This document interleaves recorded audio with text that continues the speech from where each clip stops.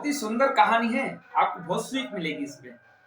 एक बंदर का फैसला सुनिए। एक व्यक्ति एक जंगल से गुजर रहा था कि उसने झाड़ियों के बीच एक सांप को फंसा हुआ देखा। सांप ने उससे सहायता मांगी। उसने एक लकड़ी की सहायता सांप को वहां से निकाला।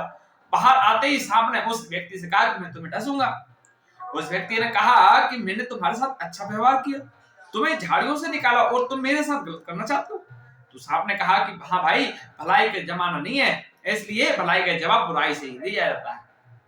उस आदमी ने कहा चलो किसी से फैसला कराते हैं। चलते चलते एक गाय के पास पहुंचे और उसको सारी बातें पता कर फैसला पूछा। तो उसने कहा कि वाकई भलाई का जवाब बुराई से है, क्योंकि जब मैं जवान थी, दूध देती थी, तो मेरा मालिक मेरा ख्याल रखता था और चारा पानी सब पर देता था। लेकिन अब मैं बूढ़ी हो गई तो उसने भी ख्याल रखना जो है छोड़ दिया।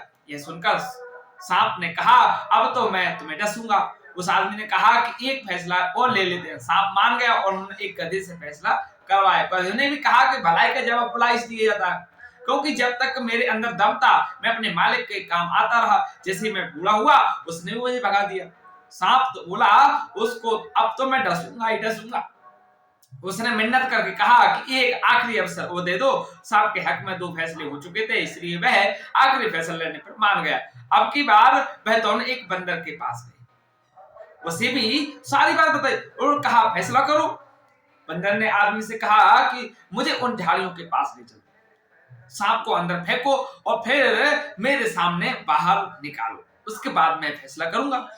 वह तीनों वापस उसी जगह पर गए और उस आदमी ने सांप को झाड़ियों में फेंक दिया।